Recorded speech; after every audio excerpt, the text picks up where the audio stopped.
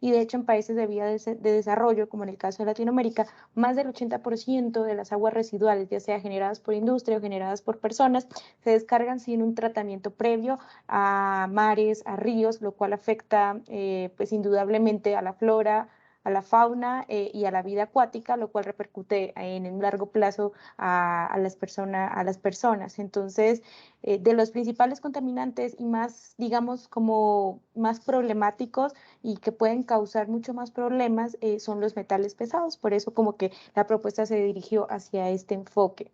Además, sumado a esto, pues dentro de los objetivos que propone la ONU para el 2030, para un mundo de pronto más sustentable, dentro de sus objetivos, el sexto hace amplio hincapié en la parte del agua limpia y el saneamiento, que no solo corresponde a la parte de industria, sino también a la parte doméstica.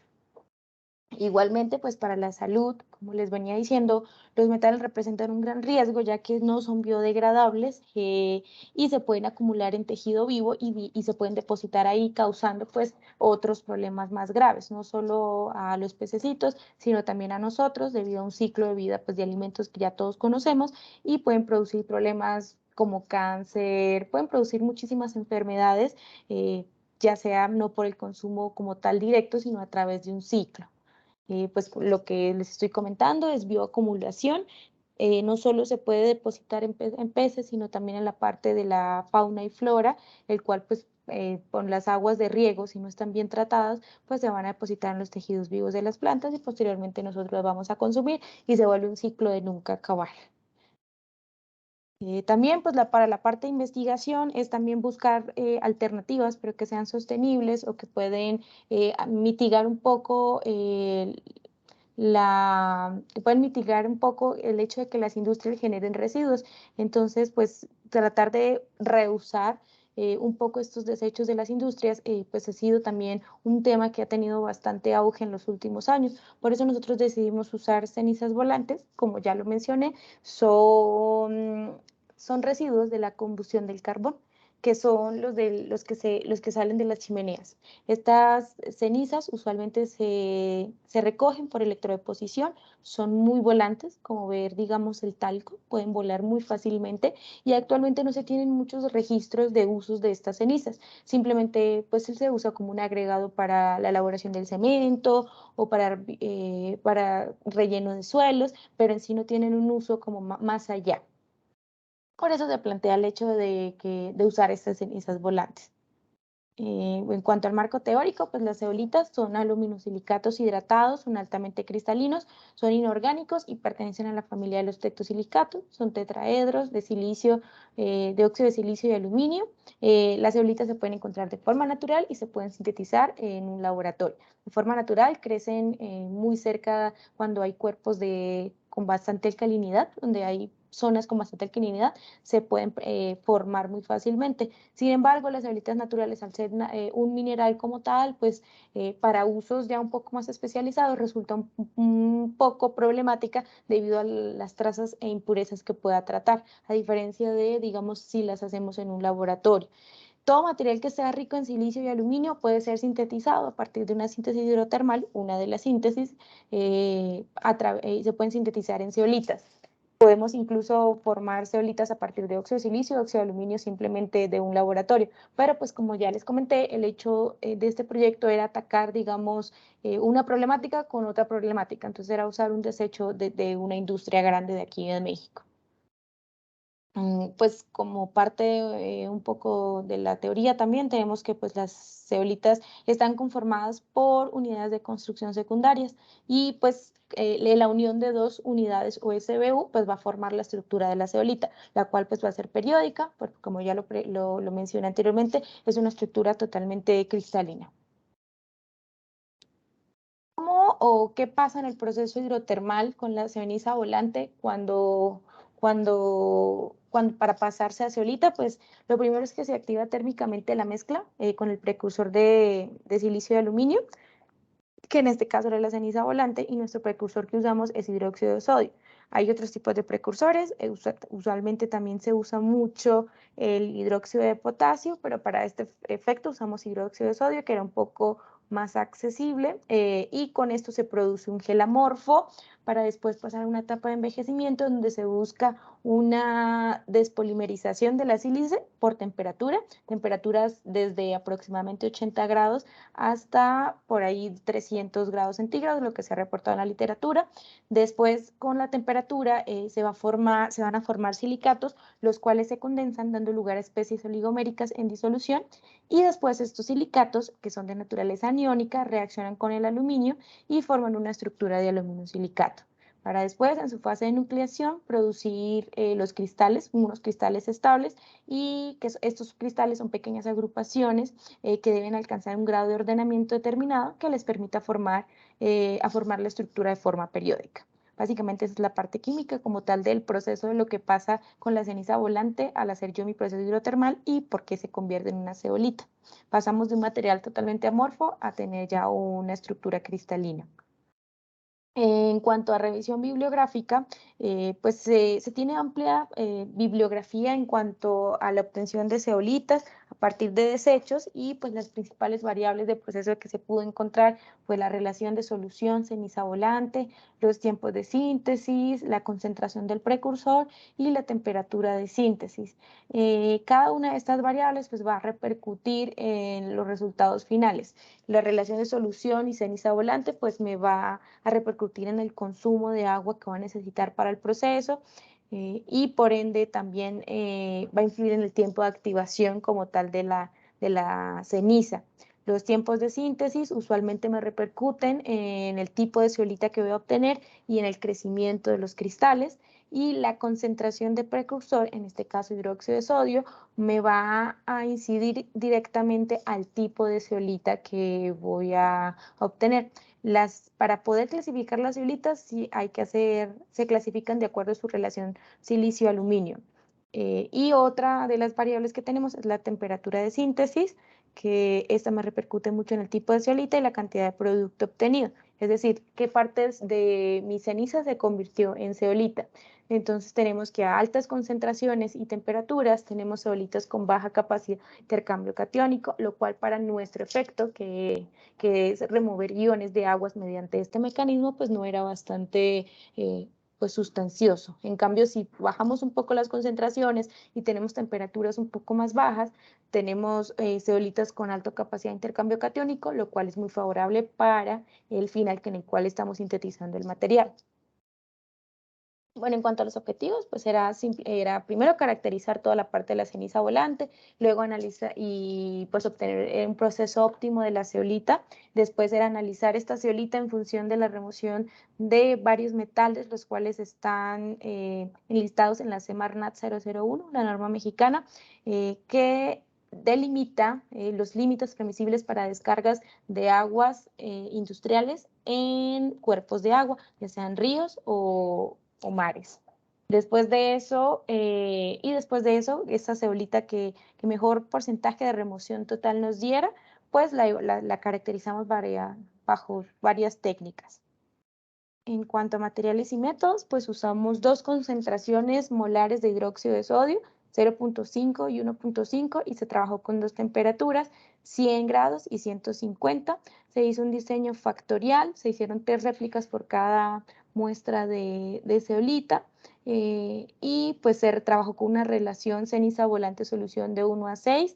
El proceso que se llevó fue un proceso hidrotermal en un reactor tipo batch, con una agitación de 350 RPM, y después esa solución se llevó, esa agitación se llevó a temperatura ambiente para posteriormente llevar a la mufla a las 2 temperaturas mencionadas.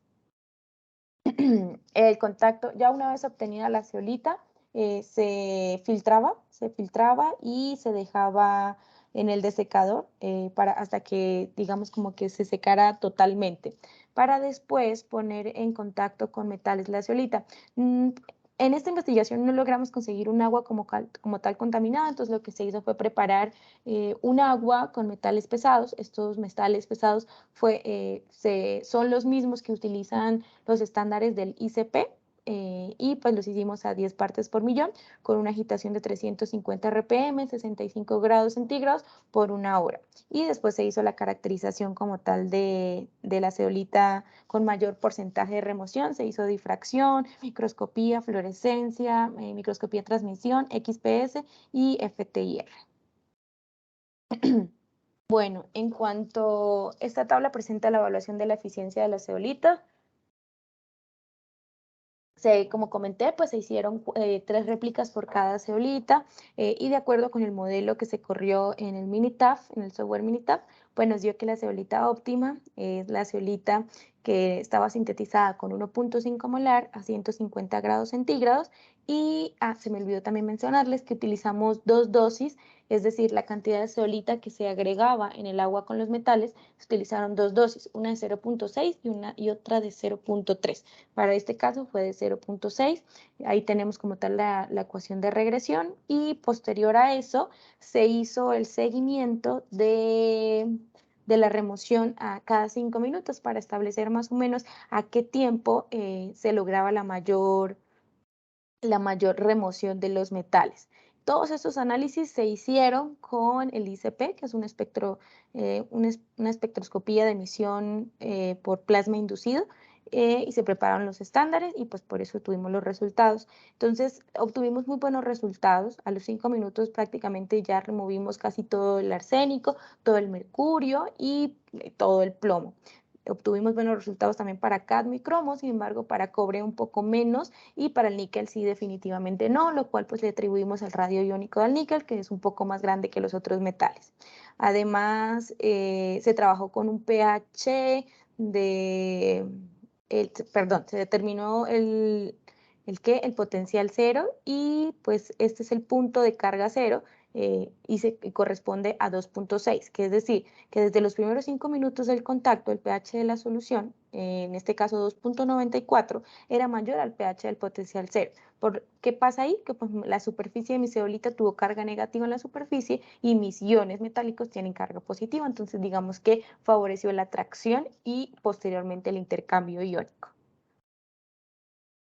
También se le hizo un análisis de difracción de rayos X a la ceniza volante, solo era mulita, óxido de silicio, como podemos ver en el background, gran parte es amorfo, y al hacer ya la síntesis de la zeolita, pues obtuvimos que un 71% de conversión de ceniza volante a zeolita y una estructura bastante cristalina.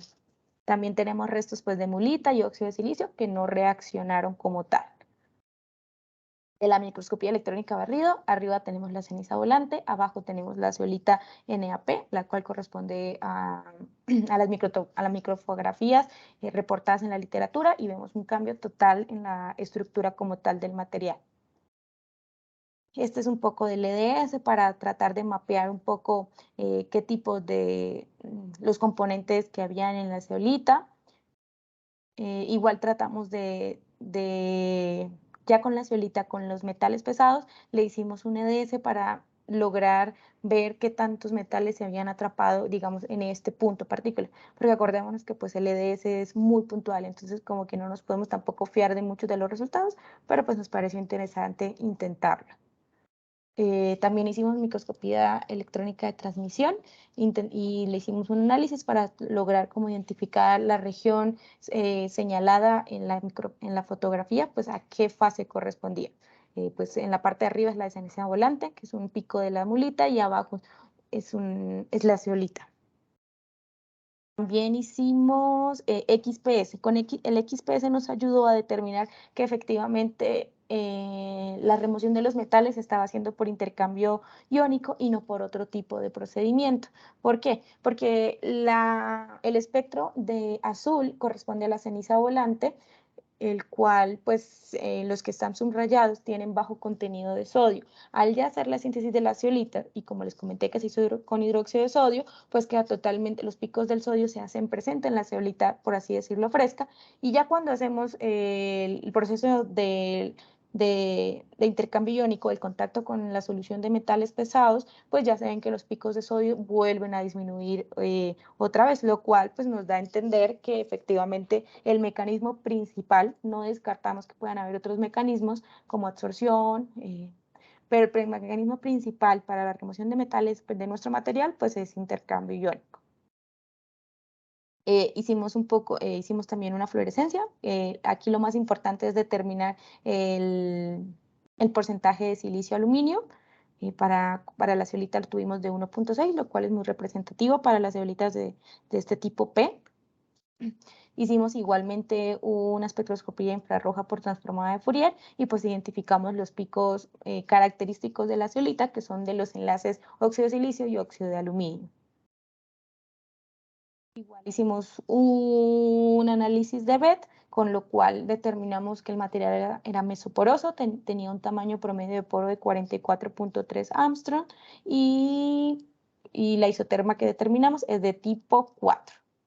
En cuanto a las conclusiones, pues se tiene que la síntesis es eficiente, ya que se logró un 71% de conversión de ceniza volante a zeolita, lo cual es bastante satisfactorio, ya que en la literatura reportada no superaban los valores del 50 al 55%, además que es una síntesis fácil, que no utiliza mucha energía y utiliza poca agua también.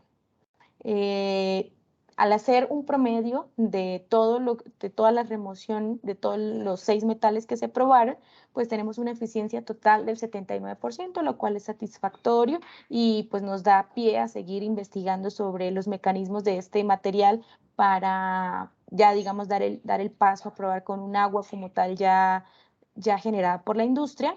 Y pues en cuanto a síntesis, pues tenemos que nuestra zeolita óptima o la que mejor resultado nos dio fue la que se sintetizó a 1.5 molar a 150 grados centígrados y que es con una dosis de 0.6 gramos.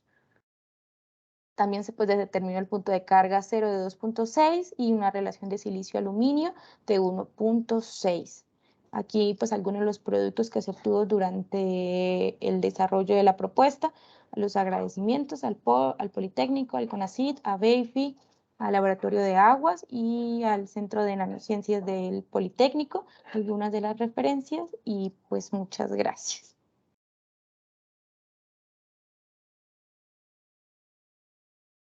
Muchas gracias, doctora Lorena, por su presentación.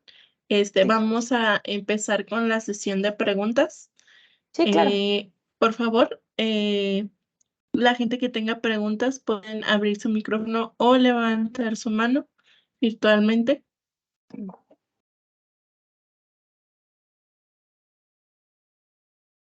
Bueno, en lo que los demás se deciden a preguntar, yo tengo una pregunta. Sí, claro. Hay, por ejemplo, en los diferentes tipos de síntesis que hiciste, ¿qué tanto o cómo obtuviste las cenizas volcánicas sin que o sea, sin que esto fuera un factor que pudiera modificar tu síntesis? Porque me imagino que eso a lo mejor no puedes controlar tanto la proporción de compuestos que están presentes. Ok, sí, bueno, la ceniza volante, pues se me olvidó Perdón, comentarles que ceniza nos volante. la Ajá. regaló, sí, la ceniza volante, sí, nos la regaló la central carboeléctrica Carbón 2, que está en Coahuila, y lo que hicimos fue caracterizar un poco ya la ceniza cuando estuvo ahí, cuando recién la recibimos y tenía bastantes trazas de impurezas, pero estaban de un tamaño de partícula un poco más grande, como por ejemplo hierro, lo cual lo vimos en la fluorescencia, pero con un tamizado con una malla 200, una malla 200 y 325, logramos que todas estas impurezas que no iban a reaccionar con mi proceso hidrotermal se quedaran en la malla y logramos eficientar un poco más el proceso de obtención de zeolita. Ah, ok, ok.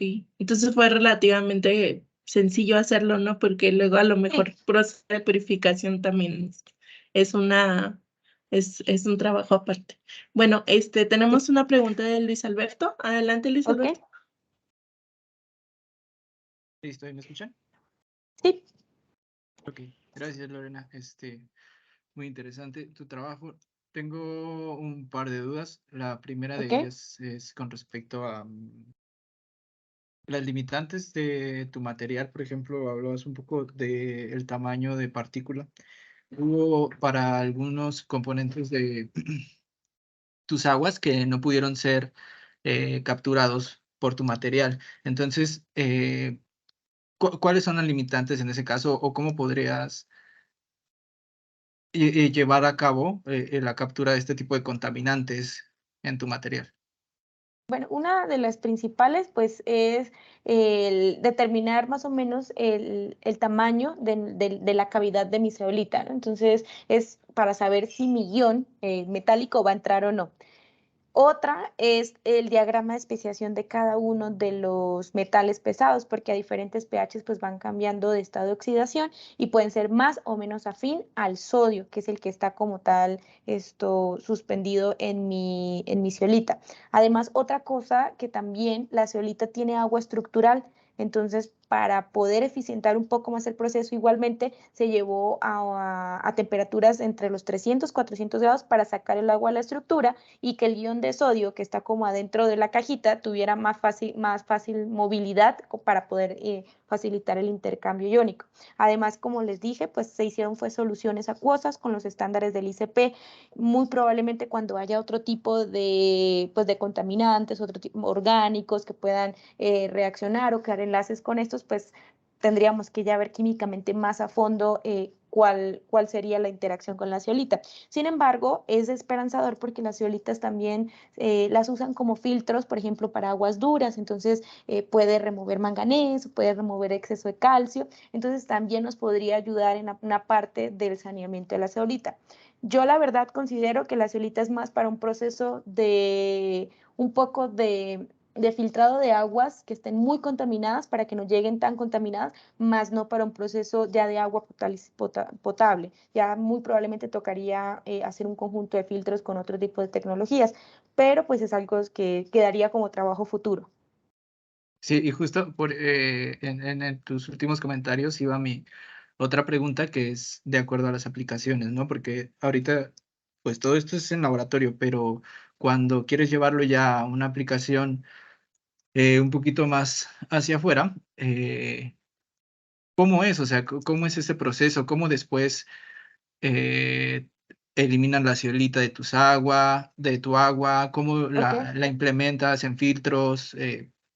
Ok, bueno, la zeolita como tal material que obtuvimos es un polvo, entonces Ujú. es simplemente hacer como un filtro en el cual vaya pasando el agua y después y el agua después pasa por una serie de filtros a diferentes mallas para que no haya trazas de zeolita.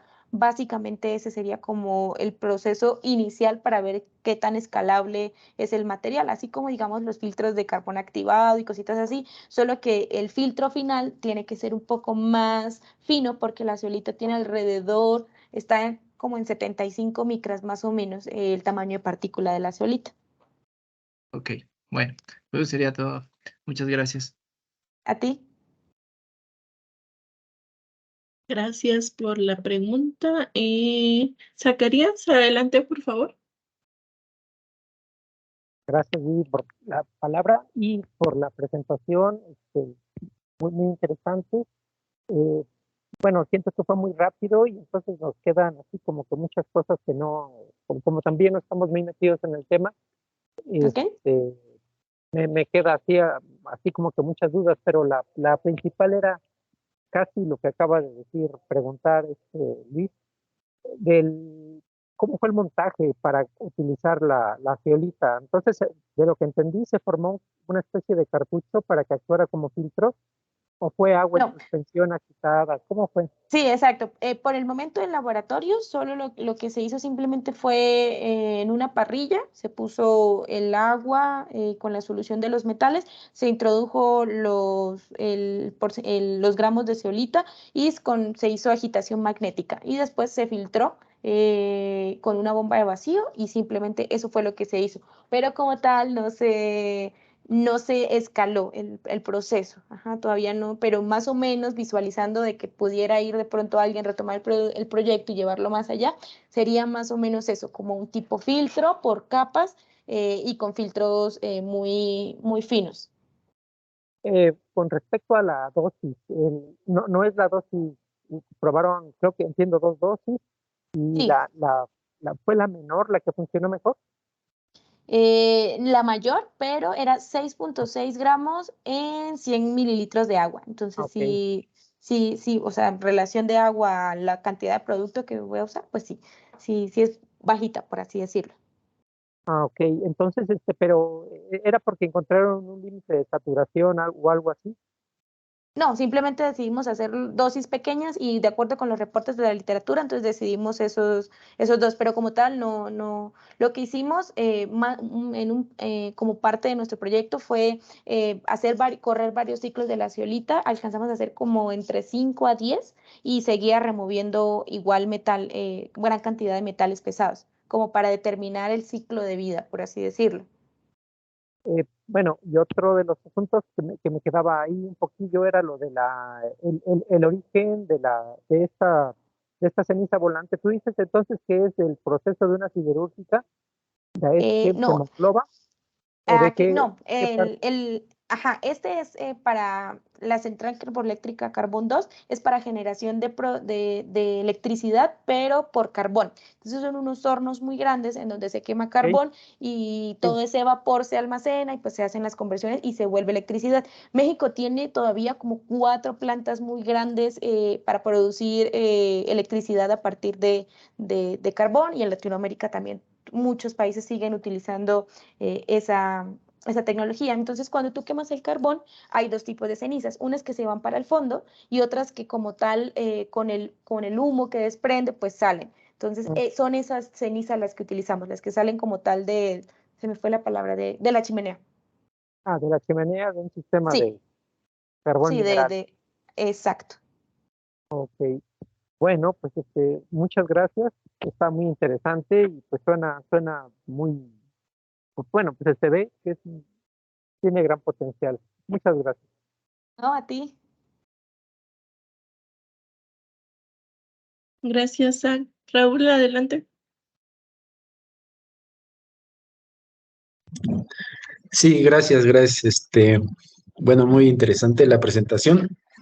Una pregunta me la ganó Zach, pero igual, yo tengo la duda de Sí. la zeolita, bueno, se puede tratar en gran concentración como un filtro, ¿no? Como dices. Mi pregunta va enfocada a que cuando esta zeolita ya hizo su función, atrapó los metales que tú quieres filtrar, ¿hay algún proceso reversible para volverlo a usar o ya no se puede volver a usar? Sí, hay un proceso, simplemente se vuelve a hacer otro intercambio iónica. Yo pongo mi salita con hidróxido de sodio, entonces el hidróxido de sodio otra vez va a volver a la zeolita y se va a remover el metal. Pero entonces toca buscar ahora técnicas para esos metales poderlos captar y poderlos eliminar o volver a usar o ver qué se hacen con esos desechos, ¿no?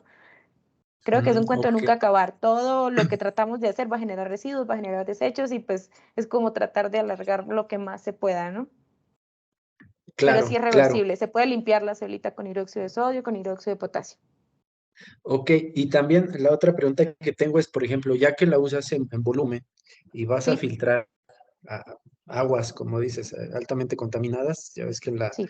naturaleza pues nada es amigable, ¿no? Te puedes topar Ujú. aguas que pueden traer lo que sea. Eh, si hay algún como cálculo para saber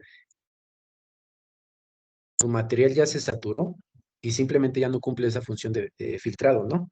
Y en base a qué volumen puede ser ese cálculo, digo, para retirar piezas de ceolita, Espérame, Raúl, se se te cortó pueda y no te quitar un escuché buen bien. volumen. O sea, me Ah, quedé en que si hay un cálculo. Ajá. sí, o sea, mi pregunta ahí me encaminaba a eso de que ya cuando usas un volumen, necesita un efecto así como barrera, por así decirlo, que la ceolita se sature y no permite que Ujú, la ceolita que esté, digamos, tapada por esta ujú, ujú. interna al filtro, ya no absorbe. Entonces, o sea, que, ¿qué tan es el proceso de cálculo? Ah, ok, sí, pero nosotros no lo Efectivamente, no se hicimos. va a saturar. Ajá, sí, nosotros no lo hicimos. Lo que tratamos de Ok. hacer es probar directamente con nuestro método. Poníamos la ceolita con contacto con metales, la secábamos, otra vez la poníamos en contacto con metales y lo hicimos como de 5 a 10 ciclos y todavía sí se veía una disminución, pero seguía eliminando gran parte de los metales que teníamos presentes. Sin embargo, cálculos, parte así como ya teórica o de modulación, no lo hicimos. Sería igual interesante hacerlo.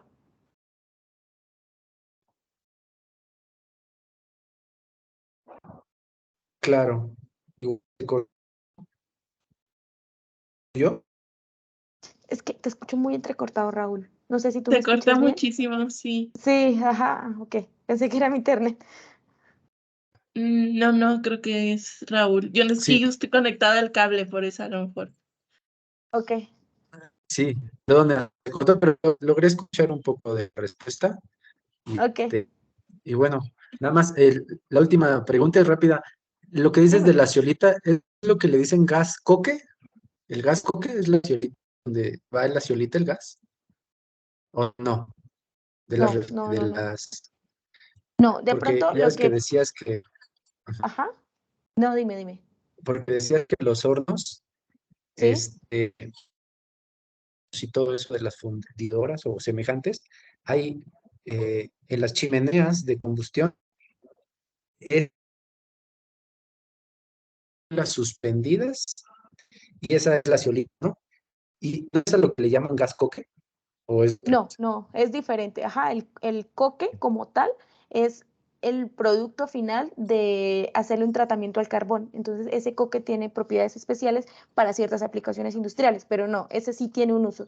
Yo lo conozco como coque normal, no sé si estemos hablando de lo mismo, pero no, el que yo digo son las cenizas de desecho. Ah, ok, ok. Eso era todo. Te agradezco mucho. A ti, Raúl. Gracias, Raúl. Adelante, doctor Ciro. Hola, ¿qué tal? ¿Me escuchas, Lorena? Sí, te escucho muy bien. Oye, pues parece bien interesante tu proceso, sobre todo la utilización de un residuo para eliminar otros residuos, ¿no? Eso suena interesante, como tú dices, una especie de cadena y realmente parece muy inteligente una forma de disponer de algo que es de desecho para eliminar otras cosas que son también más peligrosas y que deben ser eliminadas, sobre todo de aguas residuales y todo ese tipo de cosas, ¿no? La primera pregunta que se me ocurre a mí es, eh, ¿cómo se compara el proceso que tú tienes en términos tanto de eficiencia para eliminar todos estos metales pesados eh, con otras aproximaciones, ¿no? Una, y desde el punto de vista, ¿cuáles serían las ventajas, hablando ya en términos de una aplicación ya a nivel inclusive comercial, cuáles serían las ventajas de tener un sistema como el tuyo comparado con otros sistemas que estén disponibles o que se estén utilizando actualmente? Bueno, muy buena pregunta. Bueno, como tal, no conocemos que hayan dispositivos, bueno, que sirva para eso. Sé que igual hay literatura que reporta la síntesis de zeolita como tal para la eliminación de metales, pero ninguna ha propuesto como tal un equipo ya para uso, para escalable en la industria. Y de tecnologías como tal de aguas, no he llegado a escuchar que remuevan metales pesados. Usualmente se remueven Ujú. otro tipo de minerales, otro tipo de iones, cargas orgánicas, porque van más enfocados a hacer un poco más potable el agua. Realmente creo que la parte de desechar el agua ya a los cuerpos está un poco como olvidada, por así decirlo, porque se centran mucho ya en un agua contaminada, descontaminarla y volverla potable, pero no de empezar desde el proceso de cuando la industria elimina este tipo de metales, pero Claro. desconozco realmente si haya un dispositivo o algo que ya haga este proceso y sería interesante hacer lo que tú dices, hacer como una comparación entre diferentes tecnologías. Claro.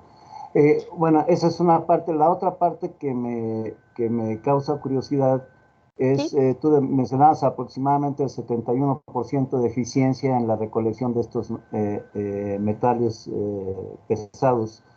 Sí. La pregunta sería, ¿esto depende de la concentración de los materiales pesados en el agua o siempre tiene algún tipo de dependencia o algún tipo de comportamiento? Si tú tienes una agua residual muy cargada y otra menos cargada, ¿la eficiencia es diferente? Okay. En cuanto a concentración, pues tomamos una concentración de 10 partes por millón, que es bastante alta si lo comparamos, digamos, con un agua normal.